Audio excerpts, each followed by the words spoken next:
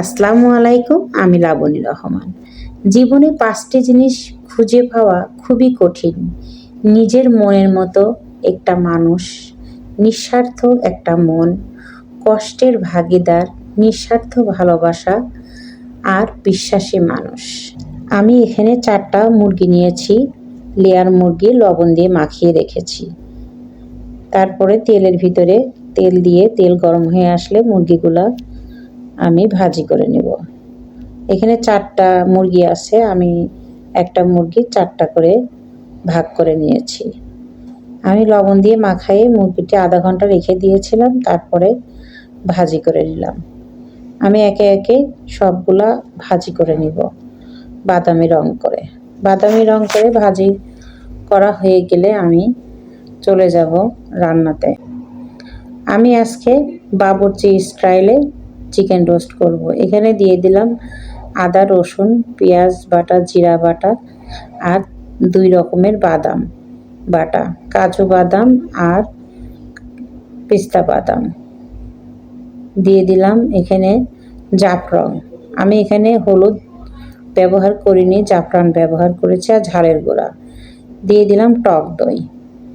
টক দই দিয়ে আমি একটু নেড়ে দিব। দিয়ে দিলাম টমেটো সস। টমেটো সস বাবুর্চিরা সাধারণত রোস্ট করতে গেলে টমেটো সসই ব্যবহার করে, এটা ওরা দিবেই। দিয়ে দিলাম স্বাদ মতো লবণ, দিয়ে ভালো করে আমি নাড়াচাড়া করে নেব। মশলাটা কষে গেলে আমি দিয়ে দিলাম ২টি লেবুর রস। কষানো হয়ে গেলে আমি মুরগিগুলো দিয়ে দিব। আমি জায়গাটা পরিবর্তন করেছি, কারণ জায়গাটা ওইটা ছোট ছিল। মশলা যখন কষিয়েছি আমি বড় প্যানের ভিতর দিয়ে দেবো। দিয়ে দিলাম পেঁয়াজ বেরেস্তা আর প্যাকেটের দুধ। আপনারা যদি মনে করেন যে আপনারা গরুর দুধ ব্যবহার করবেন, তাও করতে পারেন। আমি এখানে প্যাকেটের দুধ ব্যবহার করেছি। সাধারণত বাবুর্চিরা প্যাকেট দুধই ব্যবহার করে। প্যাকেটের দুধ দিলে একটু ভালো লাগে খেতে। আমি ভালো করে নেড়ে চেড়ে ঢাকনা দিয়ে ঢেকে দেব।